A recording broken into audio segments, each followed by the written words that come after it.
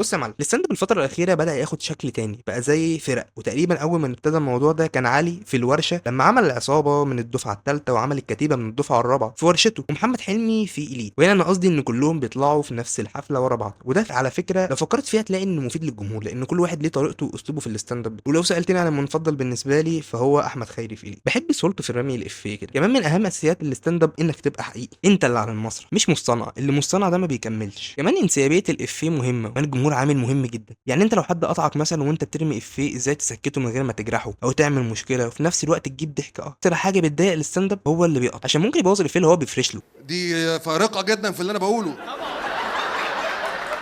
انا ازاي نسيتها الدفاع الجوي دي وخاربها. بس دي يعني طريقه ظريفه مني اقول لك ما تتكلمش تاني.